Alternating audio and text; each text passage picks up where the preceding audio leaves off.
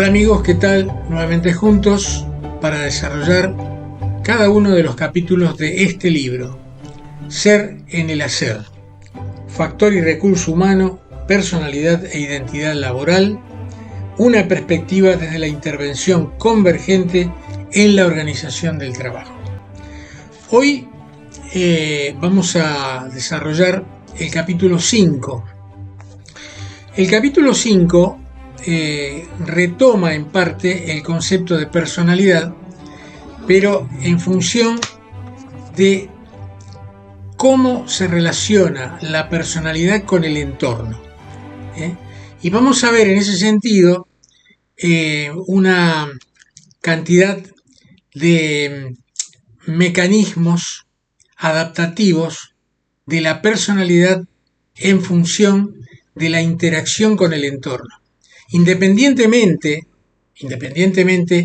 del estilo de personalidad. Digo independientemente en el sentido de que cada personalidad como herramienta tiene una estrategia de adaptación al entorno inmediato, al entorno mediato, tanto al entorno material como al entorno simbólico. Pero por supuesto, cada estilo de personalidad se va a relacionar de una forma diferente en relación con ese entorno. Y en ese sentido hay una estrategia. La estrategia es justamente producir el mejor manejo interactivo de esa personalidad, el objetivo de lograr una adaptación crítica al entorno. Pero también hay una táctica para lograr ese objetivo, esa estrategia. La estrategia es tratar de adaptarse, estamos hablando de personalidades normales, en principio vamos a desarrollar estos conceptos a partir de la idea de una personalidad normal, una personalidad saludable. Entonces, el objetivo es poder adaptarse de la mejor manera a ese entorno. Y para lograr ese objetivo, esa estrategia que es justamente una adaptación funcional al entorno, cada personalidad, cada estilo tiene una táctica. Y en relación a esa dinámica, que en gran medida es dialéctica, es decir, hay una realimentación entre la personalidad y el entorno y la personalidad. Si el entorno, digamos, refuerza ese estilo de personalidad, o si no lo refuerza y lo neutraliza de alguna manera, esto hace que ese proceso interactivo se produzca con una dinámica de realimentación. Y en relación a eso vamos a ver entonces nuevamente el tema de la ecuación comportamental. Es decir, que el resultado del comportamiento tiene que ver con esta dialéctica adaptativa, donde aparece la persona, el personaje, el estilo de personalidad, la situación, el tiempo, el contexto, hace todo eso funcionando de manera sincrónica, reforzando cada uno de los elementos al resto de esos elementos de la ecuación comportamental, van a dar como resultado un comportamiento en un momento dado. Entonces, en función de esta dinámica adaptativa entre personalidad y entorno, se va a producir un interjuego en función de la respuesta del entorno al estilo de personalidad. Si el entorno refuerza ese estilo de personalidad en un momento dado, esto justamente hace que se potencie ese estilo, y si lo neutraliza o lo rechaza, se produce evidentemente o una modificación o un conflicto en relación al estilo de personalidad y al entorno. Vamos a identificar en relación a las distintas personalidades y su interacción adaptativa al entorno, 4 formas de adaptación.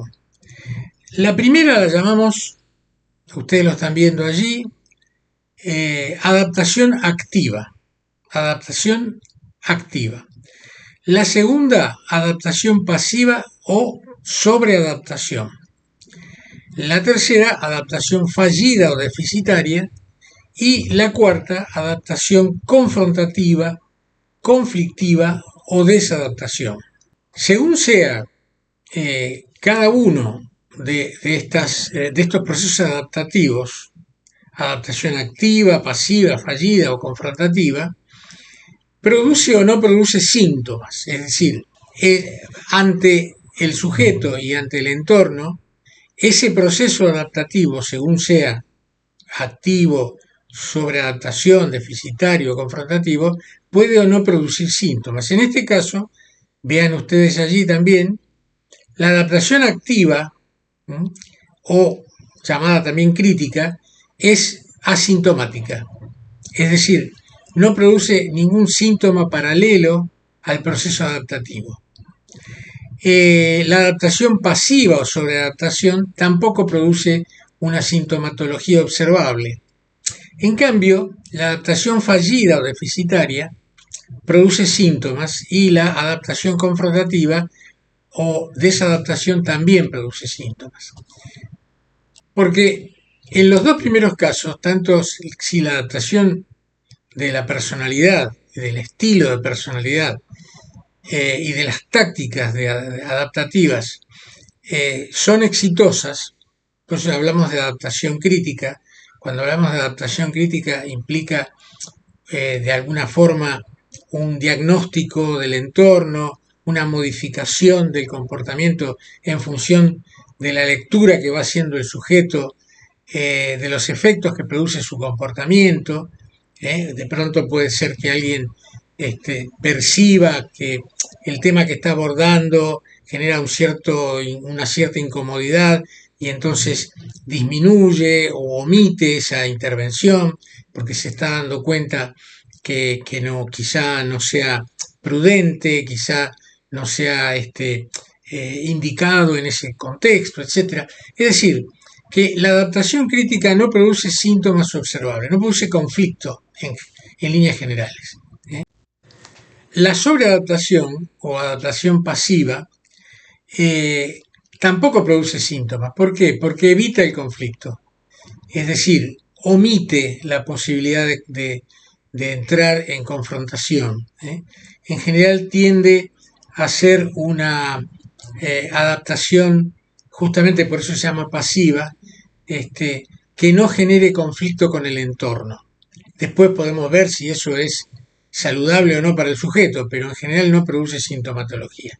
En cambio, la adaptación llamada deficitaria sí produce una sintomatología y la abiertamente confrontativa lo mismo. Vamos a sintetizar brevemente las principales características que están incursas en este proceso adaptativo en cada uno de los casos. Como ustedes pueden leer ahí, en el caso de la adaptación activa o adaptación crítica, el sujeto participa de su grupo, pregunta lo que no entiende. Por ejemplo, vamos a imaginarlo en un contexto de trabajo, en un contexto de un grupo de estudio, un grupo laboral, en general, propone ideas cuando se le da la oportunidad, tiene un rendimiento alto o medio en el desempeño, trabaja lo necesario para completar la tarea, no le dedica demasiado tiempo a las pretareas, recuerden el término de las pretareas, sus rutinas reflejan orden, aunque tampoco excesiva rigidez. En los trabajos no es necesariamente disciplinado, no es un sujeto obsesivamente disciplinado, se integra sin dificultad y exitosamente al grupo de pares, puede ser líder positivo, es lúdrico, innovador y creativo. La actitud del jefe o encargado de la sección donde trabaja suele ser de empatía, alabanza y auspicio con este tipo de personas que tienen esta característica adaptativa. Aparece como en el decir del entorno, un trabajador dedicado e inquieto. En el segundo caso, la adaptación pasiva o sobreadaptación, ahí pueden verlo también, observamos que el sujeto tiene escasa participación en su grupo de pertenencia y referencia. En general no pregunta, cumple con todos los deberes laborales que se le indican, tiene un rendimiento en general medio, difícilmente tenga un rendimiento laboral exageradamente alto, suele ser ordenado y rígido con prevalencia de la forma sobre el contenido, es decir, es más formalista en realidad. Es mucho más ordenado y disciplinado que el caso anterior. Alcanza promoción con esfuerzo, trabaja esforzándose para cumplir, se integra con dificultad al grupo de pares, aunque no es frecuente que aparezcan conflictos externos. Es poco creativo, más bien rutinario. La actitud del supervisor suele ser de condescendencia, asistencia y exigencia de progreso, aunque sin incomodidad. Aparece como un trabajador tímido que se esfuerza por mejorar. Este sujeto podría ser, en algunos casos, podría tener una tendencia al burocratismo, también. No necesariamente, pero su estilo lo podría llevar, en todo caso, a privilegiar las formas sobre los resultados o sobre el contenido. Vamos al tercer caso, la adaptación fallida o deficitaria. ¿Qué llamamos adaptación fallida o deficitaria? Como pueden ver ahí, observamos, seguimos siempre en el ámbito laboral, observamos un sujeto distraído, de bajo rendimiento, que no participa activamente del grupo, teme preguntar lo que no entiende, en ese sentido es inseguro, prejuicioso, no logra completar exitosamente todas las tareas, tiene más bien tendencia a fracasar en algunas tareas, no siente ganas de ir al trabajo, sus actitudes son pobres y desordenadas. Se lo ve preocupado y metido en una rutina que no logra descifrar totalmente. Sus rendimientos son menos productivos que la mayoría de sus referentes compañeros de trabajo, suele no integrarse fácilmente al grupo de pares, como dijimos, no es, digamos, entretenido, llamémosle así, no es lúdico, y suele ser discriminado o tomado en broma por algún sector de los compañeros. Puede aparecer aquí acoso moral eventualmente, es poco o nada creativo. La actitud del supervisor suele ser de desinterés, de queja y a veces solicitud a sus jefes para cambiarlo de tarea o de sección. Aparece institucionalmente como un trabajador poco productivo y que le cuesta aprender.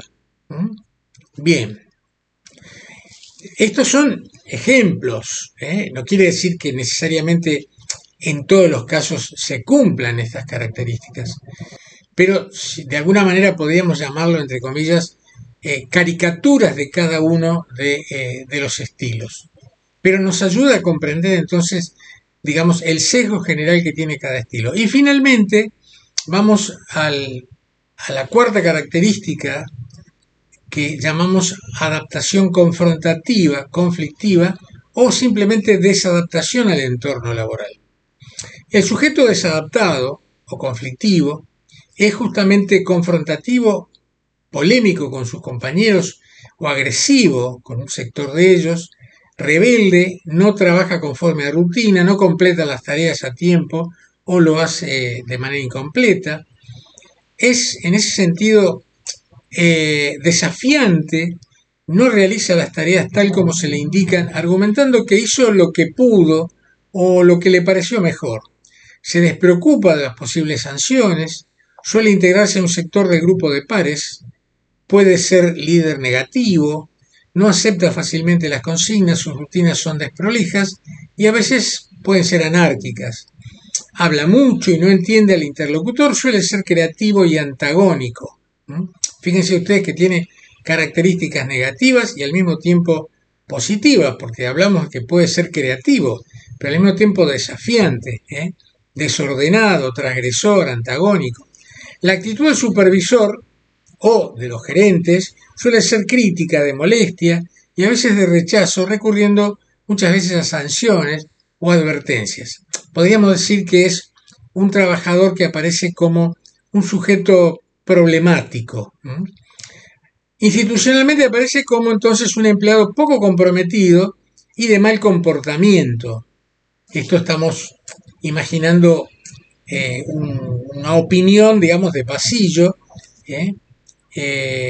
La importancia de establecer un diagnóstico de los tipos o modos adaptativos, entonces, en cada ámbito de la vida, trabajo, familia, recreación, consiste en que resulta una herramienta facilitadora en la búsqueda de identificar los conflictos y las motivaciones que determinan un cierto problema y la conciencia de ese problema.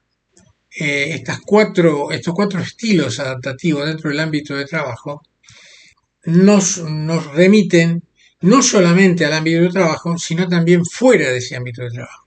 Tenemos que ver, por ejemplo, esto ya es una cuestión mucho más vinculada, en todo caso, al diagnóstico clínico del sujeto, si este comportamiento de características, por ejemplo, críticas, racionales, críticas, de sobreadaptación, de conflictivo o confrontativo, deficitario, etcétera, etcétera. Si estos comportamientos también se repiten fuera del ámbito laboral o no, en ese sentido. Y entonces acá identificamos tres ámbitos distintos. El ámbito inmediato de la casa, el ámbito familiar, el ámbito del trabajo y el ámbito recreativo o lo que podemos llamar el ámbito social. Es decir, el sujeto que se comporta de una misma manera, con un mismo estilo, si bien es cierto que la personalidad y la estructura y el estilo promedio no varía solamente por estar en un lado o en otro, en donde es posible que un sujeto se comporte de una manera diferente en el ámbito recreativo que en el ámbito de la casa. Esto no quiere decir que la personalidad cambie, sino que esa personalidad podría tener tácticas distintas para lograr objetivos similares, por ejemplo, de reconocimiento, de autoconfianza, etcétera, etcétera. Por eso tenemos que tener en cuenta lo que es el ámbito familiar, el ámbito laboral y el ámbito socio-recreativo. Bien, esto nos lleva entonces a el tema que está por debajo, que es el tema de la identidad. A ver, es decir, ¿qué relación existe entre identidad, lo que llamamos identidad personal, la percepción de quién soy, con el estilo de personalidad? El estilo de personalidad, como decimos, es una herramienta adaptativa, pero que está en relación directa con la estrategia de confirmar mi propia identidad. Supongamos que mi identidad gire en torno a la autopercepción de que soy una persona exitosa, soy una persona que maneja muy bien las situaciones y demás. Mi estilo de personalidad me podrá reforzar ese objetivo para que yo me convenza de eso, para que yo confirme ese presupuesto de propia identidad, o tendré que hacer un esfuerzo por modificar ese estilo o por intentar modificar el estilo, porque me doy cuenta que ese estilo está boicoteando mi objetivo de confirmar que soy una persona, por ejemplo, aceptada socialmente.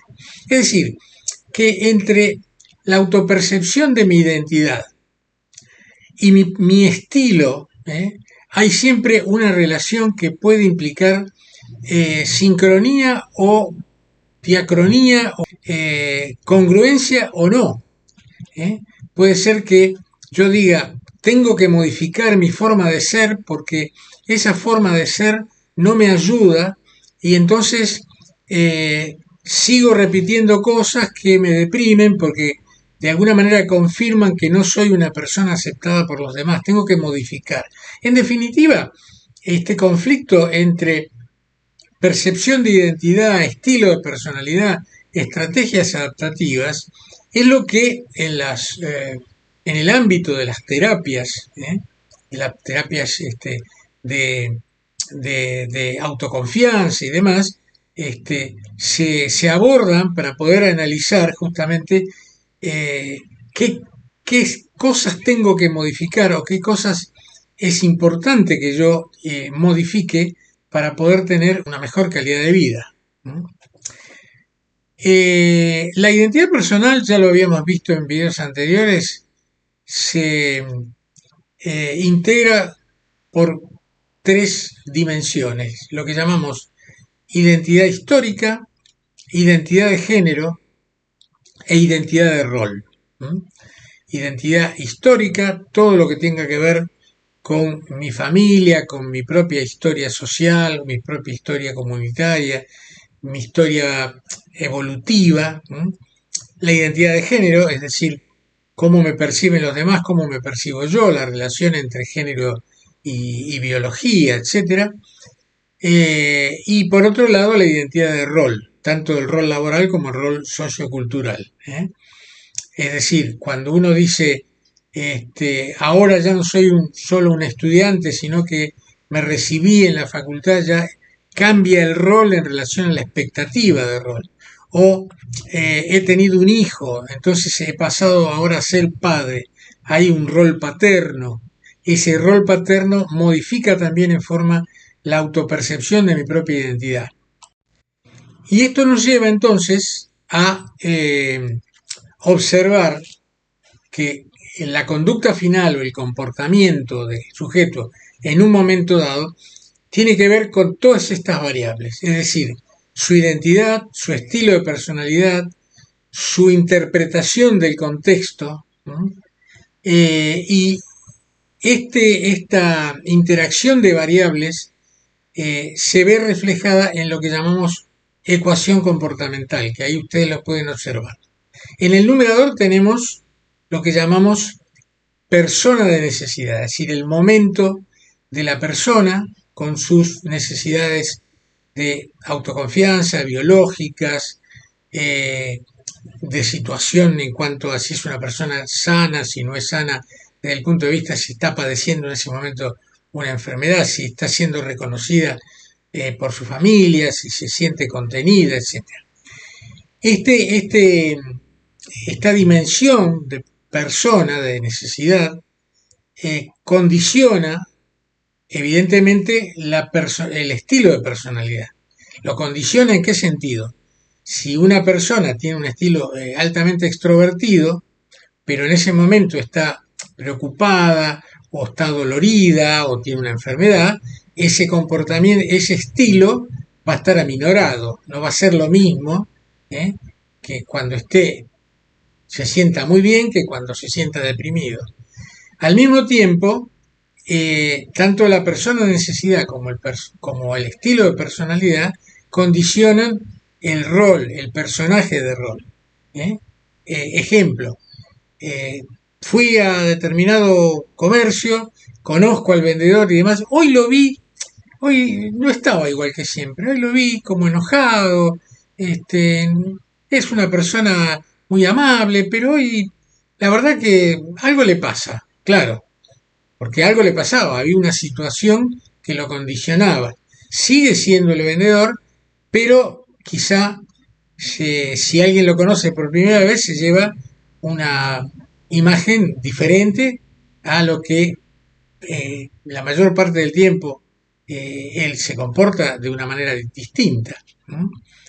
Esto además en el numerador está multiplicado por el factor temporal, es decir, el factor temporal implica si esta relación entre persona, personalidad y personaje es una relación permanente o es una relación situacional puntual, momentánea. En el denominador encontramos la situación es objetiva y al mismo tiempo hay una lectura subjetiva de esa situación, multiplicado por lo que llamamos el factor creencial o ideológico. Es decir, cómo percibe cómo percibe el mundo el sujeto. Por eso decimos que la situación objetiva es leída subjetivamente. Si el sujeto es, por ejemplo, un sujeto religioso o un sujeto en general místico un sujeto altamente influenciable por atemorizado, etcétera, bueno, va a leer una situación objetiva desde su marco de referencia credencial. Fíjense ahí en esa imagen, observamos la cantidad de variables que están influyendo en un momento dado en la situación, puede ser contingente o puede ser sistemática, puede ser permanente. Fíjense, el sujeto está en el medio, está enmarcado de manera real o de manera simbólica por su grupo de referencia, pertenencia, al mismo tiempo por la organización donde está en ese momento, supongamos una empresa, una institución. Al mismo tiempo, esa organización está dentro de una comunidad con la cultura de la comunidad y esa comunidad está dentro de lo que llamamos sociedad, es decir, desde el punto de vista institucional, legal, las normativas sociales que van desde el idioma hasta justamente la representación identitaria de esa sociedad. Al mismo tiempo, fíjense ustedes que hay la perspectiva sociopsicológica que de alguna manera el grupo está aportando al sujeto y por otro lado el comportamiento del sujeto hacia su entorno es lo que llamamos perspectiva psicosocial. Bueno, el sujeto siempre está en un vínculo con su propio grupo de pertenencia y referencia. Es tal como soy en función de cómo me miran, en función de a qué grupo pertenezco, es decir, lo que llamamos identidad grupal, identidad de referencia en ese sentido. Aquí habría que también mencionar, que está desarrollado en este capítulo, una serie de conceptos que son incluyentes. Estos conceptos mutuamente condicionantes es lo que conocemos como creencias, valores, representaciones y actitudes. Esta relación entre creencias, valores, representaciones y actitudes las vamos a desarrollar y ejemplificar en el capítulo siguiente. Para finalizar, vamos a presentar un brevísimo ejemplo en relación a la imagen que vimos recién, de cómo influye la situación, la identidad y el estilo de personalidad con respecto al entorno. Supongamos que vamos a leer allí un ejemplo de Juan. Juan es un vecino de determinado lugar que tiene 39 años, es casado y padre de 3 hijos. Sus padres lo educaron con disciplina y amor. Trabaja como tornero en una fábrica de herrajes de la gran ciudad cercana. Juan es un hombre austero, recatado, prolijo y voluntarioso que se dedica a su trabajo y a su familia. No es muy afecto a las reuniones sociales y ante los avatares negativos de la vida no se detiene, sino que responde con optimismo y fortaleza. Juan, con sus costumbres e historia familiar, ese es justamente el concepto de persona, es padre de familia. Al ser padre de familia, esto implica el personaje del rol sociofamiliar. Trabaja como tornero, personaje de rol laboral, en una fábrica de la gran ciudad, la situación laboral concreta de Juan, y además es recatado, prolijo, voluntarioso y luchador, como dijimos. Esto hace a su personalidad. Fíjense ustedes cómo en este ejemplo, que hemos imaginado que vive en tal ciudad, etcétera, podría ser cualquier otro ejemplo, cualquier otra ciudad, vemos las características que llamamos justamente características inherentes al estilo de personalidad, a la representación, a la actitud, a las creencias, al comportamiento. Estas creencias, estos valores, estas representaciones y estas actitudes, entonces, que tienen que ver con la rutina del personaje, las necesidades de la persona, las dimensiones y los estilos de la personalidad en relación a la tarea, como ahí vemos, factor humano, recurso humano, tarea, persona, identidad laboral. Esto se pone en funcionamiento, interactúa en el momento concreto en que el sujeto está comportándose en relación al contexto laboral. Y esto lo vamos a ver en detalle cuando abordemos el capítulo siguiente, que tiene que ver con las personalidades llamadas competentes, de lo universal a lo singular, pasando por lo particular. Otros tres conceptos: universal, singular, particular. ¿Cómo podemos entender a las personalidades competentes? ¿Se acuerdan que hablamos en el capítulo anterior del desempeño? Las personalidades competentes tienen que ver justamente con todo esto que hemos visto en este capítulo 5. Las necesidades de la persona, la identidad, el estilo laboral, las necesidades del personaje.